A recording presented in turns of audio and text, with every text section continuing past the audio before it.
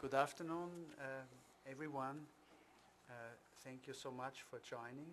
I would like to start by thanking our hosts, the King Faisal Center, and in particular its Secretary General, Dr. Yahya Ibn Junaid, and also Dr. Ibrahim Al-Hadlak, for having given us this very prestigious opportunity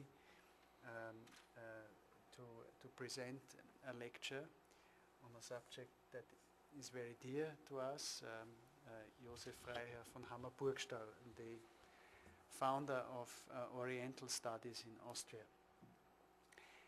I would like to introduce our speaker, Dr. Gerhard Dienes.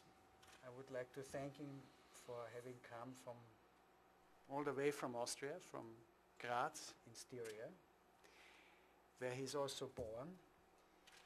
Where he was born, where he still works. He is a most distinguished historian, and he has also a background in art history and literature. He was for many years the director of the city of Graz's museum, Stadtmuseum in Graz. And since 2005, he is part of the directorate of the, how would you say, the provincial museum. They call it now the Universal Museum Joanneum. And we will hear more about Joanneum in a few minutes. Joanneum is the oldest museum in Austria.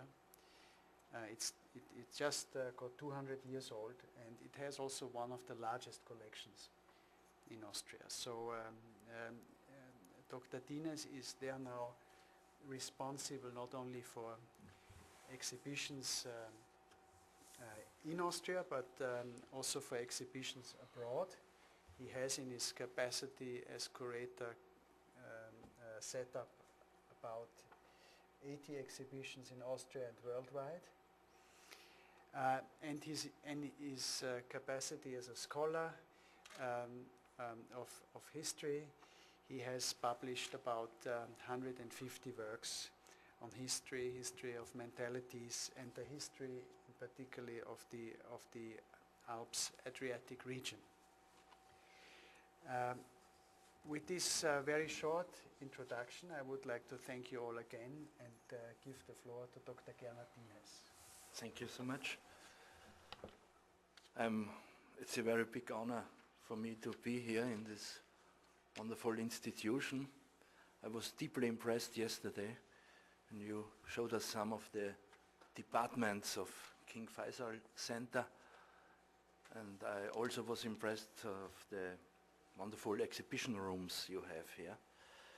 And today I will speak about Joseph von Hammer-Purgstall, but I must say I'm not an expert in the work of Hammer-Purgstall. I come from Gratz, which is the capital of Styria, one of our federal countries in Austria, located between the Alpine region and the Adriatic Sea. We have 4 hours by car going down to Venice, for example. Graz is a very old city. We had Roman settlements in the surrounding. The city was built up in the Middle Ages beneath a castle. There's a hill in the center of the town with a castle there. And I made my doctorate degree in a work about the citizens of Graz in the Middle Ages. That's my real profession, Middle Ages. Graz is a university town. We have an old university. Since the 16th century, this university, like the city, were at this time and is still until today very important for the southeast European regions. I think we have today 50,000 students in Graz in different universities. The city has 300,000 inhabitants. It's the second largest city in Austria. Compare with Riyadh, it's a small one. We have universities and we have other, I think, famous institutions. For example, the Academic Print Society, Akademische Druck- und Verlagsanstalt Graz, which is well known in producing facsimile prints, because I saw yesterday what you are doing here. In 2003, Graz was the European capital of culture. It's an honorary award given every year to one city or some cities in Austria. Graz was it in 2003. And now I want to go back into the times about 200 years ago. And let me start.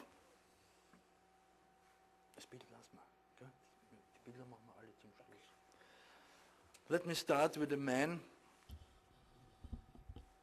who was one of those wanting to lead old Europe into a new modern world.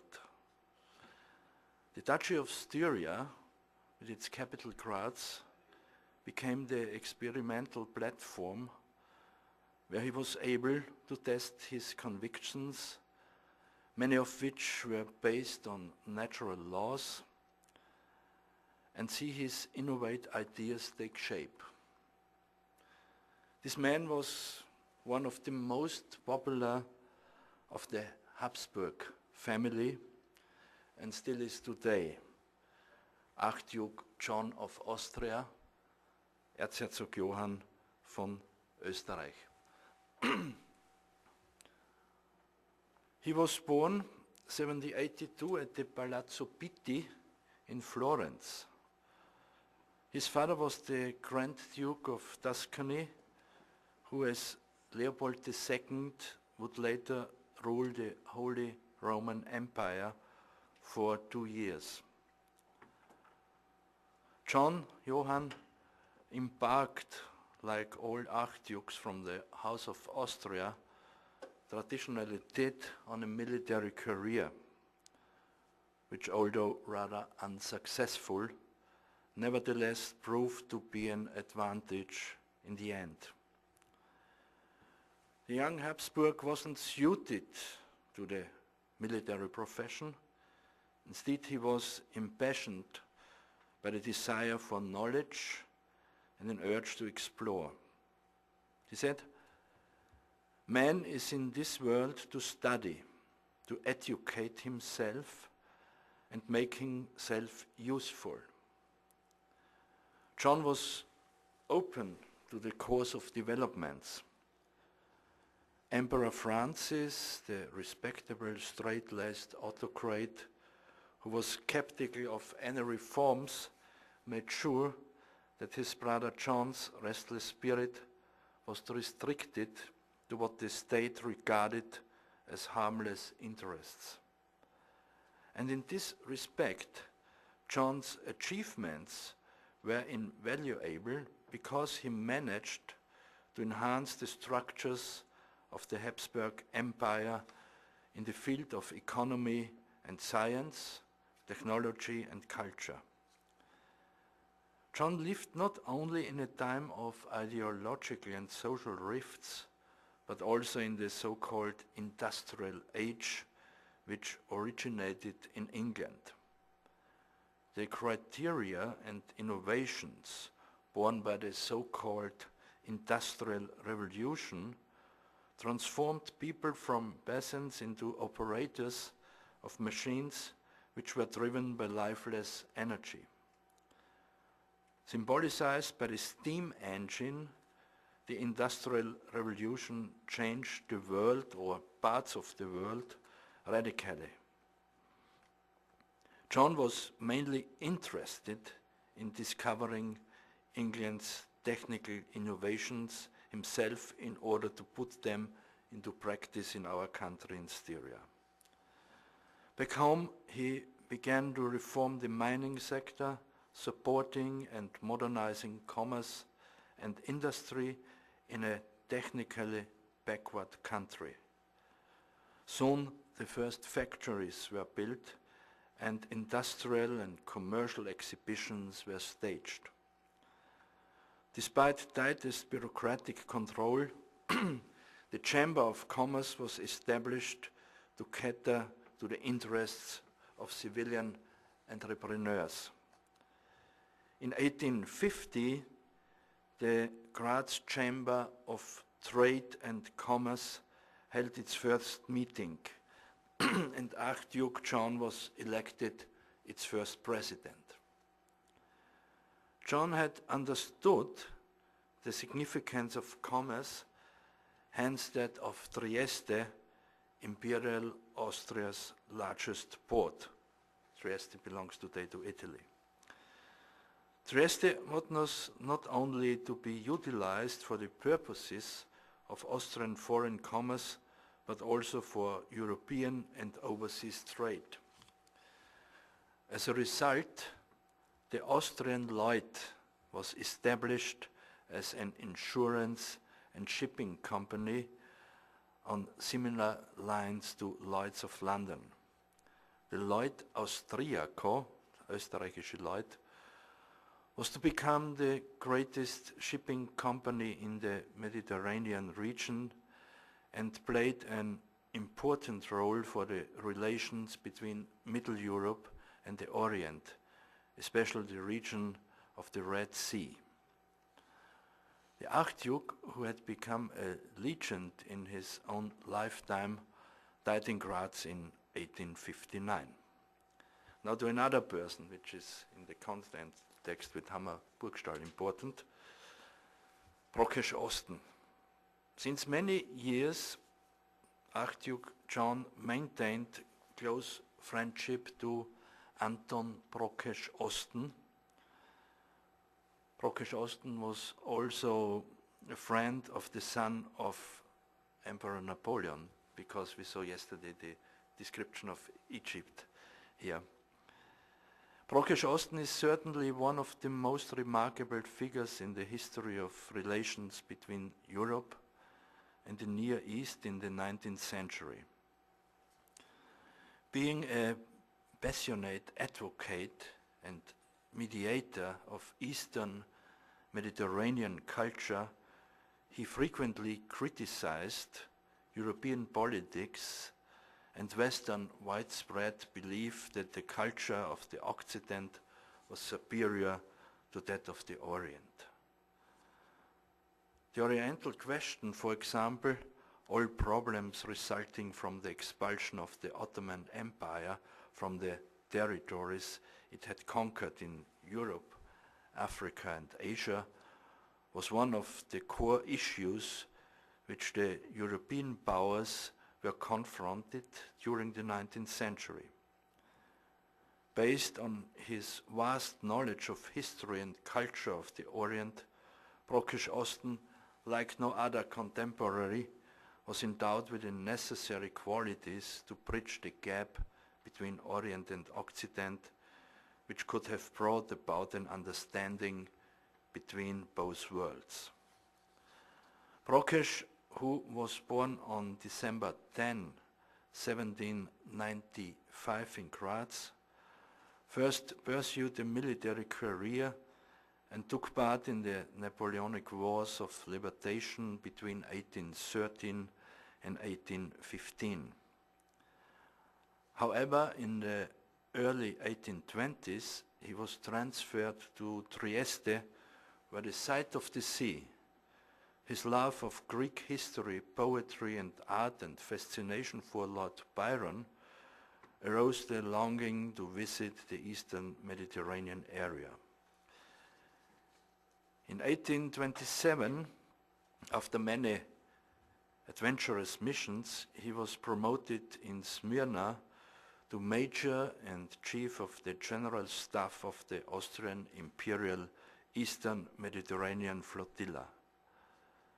As a result of his work, he was to be raised to knighthood. Brockesch requested the name of von Osten, meaning from the east. This additional name was to become his life concept. He chose the motto Ex Oriente Lux, which also adorns his family coat of arms.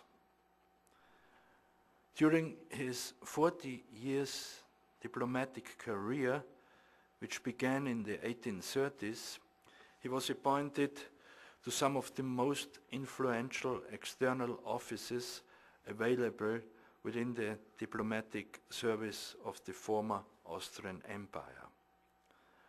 From 1834 to 1849, he served as the Austrian ambassador at the court of King Otto I of Greece. In 1849, he was sent as an ambassador to Berlin.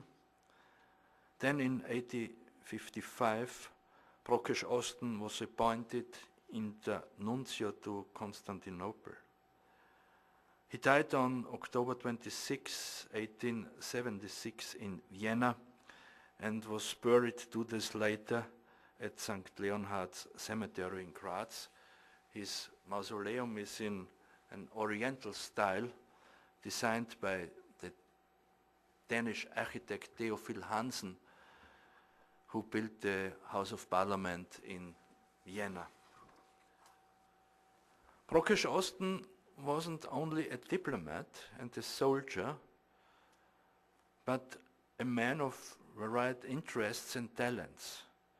Besides his activities as an author, he also dedicated himself to geography, archaeology, Egyptology, and numismatics.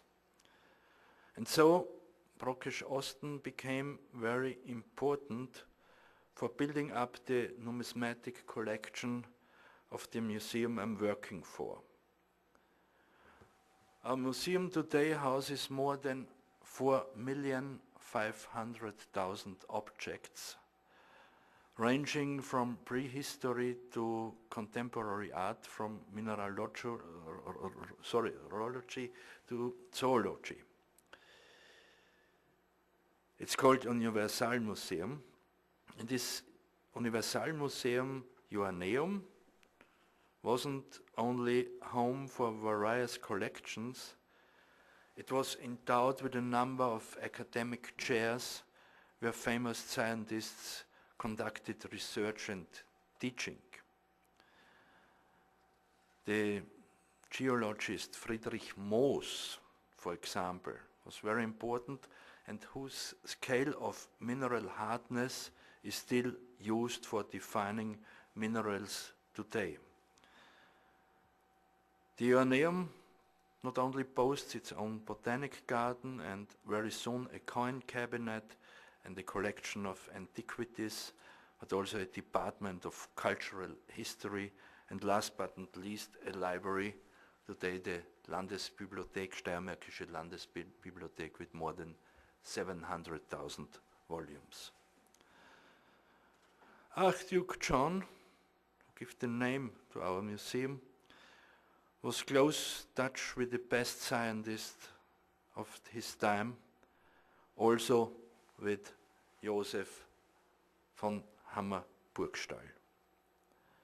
Their relation was quite open and cordial, even though John criticized Hammer as vain, obstinate, imprudent, and full of blind self-love. Thanks to the influential Graz-based Orientalist and translator Joseph von Hammer-Purgstall, the Joanneum obtained ancient objects from the Near East at an early stage. Joseph von Hammer-Purgstall was born into an age which, according to Christoph Martin Wieland, was concerned with the light of intellect, the knowledge of truths and untruths, good and evil. Ernst Troeltsch considered the Age of Enlightenment as the beginning and the very foundation of modern European culture and history. It was the time where philosophers like Hume, Locke, Hobbes, Montesquieu, Rousseau, Kant were living and working. In this era, which made tolerance one of its maxims, the ethic, aesthetic and fashion of the Orient became an increasingly popular subject of study. In the Turquerie period, people dressed à la turca and decorated their rooms à la mode turque. Besides the tales from 1001 Nights, they discovered a host of other fables, legends, fairy tales, poetry, and proverbs, even from pre-Islamic times, which, due to their earnestness, refreshing usefulness, and solemnity, are still admired today by the Arab people. The Orient began to find its way into the world of music as well. Works such as Wolfgang Amadeus Mozart opera Magic Flute, Zauberflöte, and the abduction from the Seraglio. Christoph Martin Wieland's Oberon, set to music by Karl Maria von Weber, as well as some of Rossini's operas, such as The Italian Girl in Algiers, are proof to those developments. Many painters, Eugène Delacroix was but one of them, became enhanced by the exotic nature of the Orient. It is therefore not surprising that the scientific exploration of the Orient began in those days when Hammer-Purgstall lived. The Islam too became a subject of interest.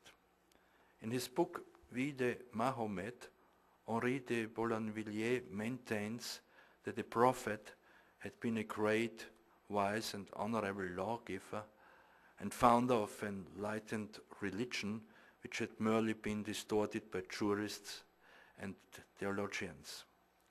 Finally, Gotthold Ephraim Lessing's play Nathan der Weise, Nathan the Wise, with its call for tolerance, became the true manifesto of enlightenment.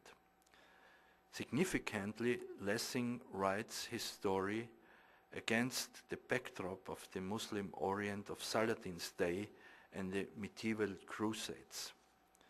Saladin, Sultan of Egypt and Syria, had conquered Jerusalem in 1187. When the Christians came to liberate the holy cities from the Crescent, the King of England, Richard the Lionheart, became one of the antagonists of the Sultan, who was esteemed even by his enemies. In Lessing's Nathan the Wise, Saladin asks the main character which of the three great religions is the true religion, Christianity, Judaism or Mohammedanism. Nathan replies with the ring parable, which has its origin in the Oriental mythology. Nathan's ring parable shows that in all three religions, man strives for perfection. Lessing's play is about humanity, impartiality and tolerance amongst men, the very ideals of enlightenment. Joseph von Hammer-Purgstall too strove to introduce the unknown to people in Europe. He was the first Austrian Orientalist scholar, an intellectual pathfinder and explorer of the East. Hammer's love of and reverence for the Orient resulted mainly from his text studies, especially Oriental poetry. He believed that studying fine literature would open the door to a nation's culture. For him, poetry contained the essence of true cultural identity. Hammer once said, "The most powerful magic of Arabic poetry exists not just in image and movement, but essentially in a harmony of the rhyme, which to the Arabian ear is the true resonance of all emotion. And in the magic spirit of Arabic poetry, Hammer describes his hometown Gratz. Gratz, the magic cauldron. Who formed you into a fairy land? Gratz, densely surrounded by rose groves and meadows, is a sparkling talisman. Joseph Freiherr von Hammer-Purgstall, who was born on June 9, 1774 in Gratz, was one of the most influential individuals in Europe academic circles during the first part of the 19th century. Following the death of his mother, his father enrolled him to the Oriental Academy in Vienna. This academy was founded in 1745 by Empress Maria Theresia to train diplomatic personnel for their future work in the Ottoman Empire. There, Hammer studied Arabic, Persian, and Turkish for over 10 years. Later, he served as diplomat, court interpreter, and ambassador in Constantinople and in the imperial office in Vienna. When Hammer served as assistant interpreter in Constantinople, he came in contact with Sir William Sidney Smith, English Commodore and successful defender of Acre against the French army in 1799. Hammer wrote a hymnic poem on this occasion and was invited to use the Tiger, Sir Sidney's flagship, for his diplomatic travel to Egypt. On this journey, he served as interpreter and secretary during the negotiations between the British Ottoman Army and the French. In 1800, he accompanied Sir Sidney back to London. During his days at sea, he started an English translation of a medieval Arab manuscript that he had bought in Cairo, Ahmed ibn Washia's treatise of hieroglyphic alphabets. This Arab author from the 9th or 10th century called himself as Nabatean and collected everything known about his ancestors. In this manuscript, he lists 93 alphabets that he attributes to different cultures, individuals, or even constellations of stars. Hammer's translation was printed in London in 1806. The original manuscript is now in the Austrian National Library in Vienna.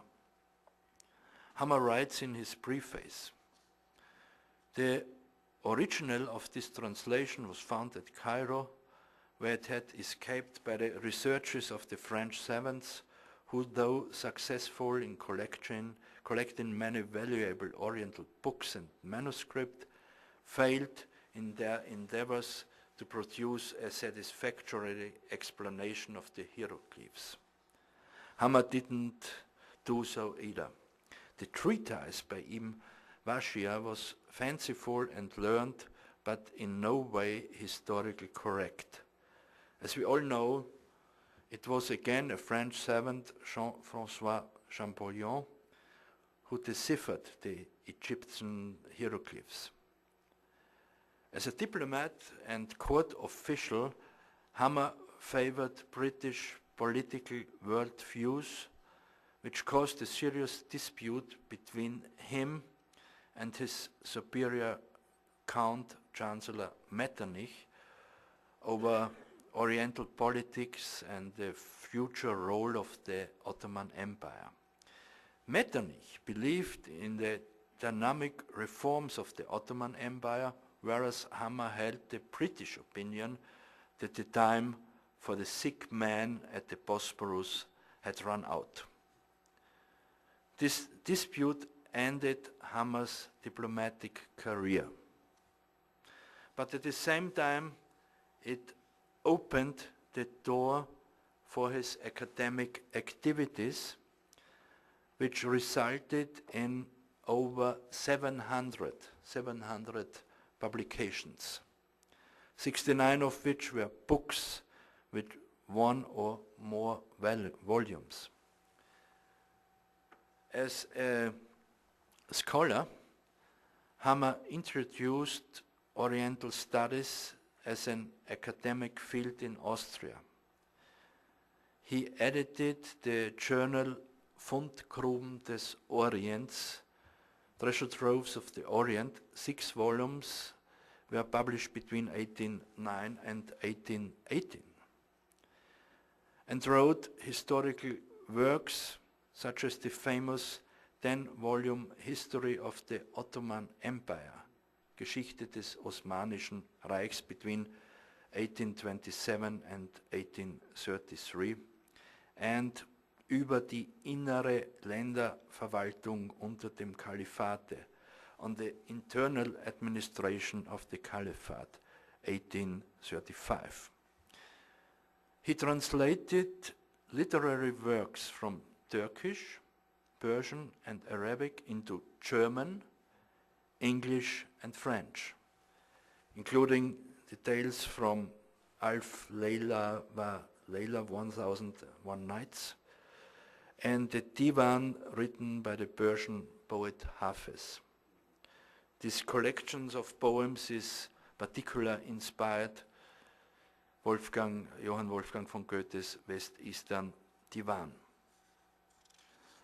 Among the scholars writing for the Treasure Troves of the Orient was the English resident in Baghdad, Claudius James Rich, born 1786 and he died in 1821, who was the first European conducting serious archaeological research in Mesopotamia. The object he found at Babylon or Nineveh were among the first items in the ancient Near Eastern collection of the British Museum in London. They shaped the picture of Mesopotamia in 19th century Europe. Rich spent the summer of 1814 in Vienna with Hammer-Purgstall. There he met Archduke John, Erzherzog Johann, and learned about the concept of the Museum Joanneum, which was founded by Archduke John nearly exactly 200 years ago, in November 1811. John had presented his personal collections of historical and nature items to the people of Styria in order to establish an inner Austrian national museum. It was his declared aim to present various scholarly fields to the public in order to support the intellectual education of Austrian youth. Out of generosity, Rich presented half of his collection to the imperial family, Habsburg family, and parts of this gift laid the foundation for the Oriental collection of our museum, very early in 1816. In his later years, Hammer supported the foundation of the Austrian Academy of Science, Österreichische Akademie der Wissenschaften, and Hammer became the Academy's first president from 1847 to 1849. His private life was calm and happy. In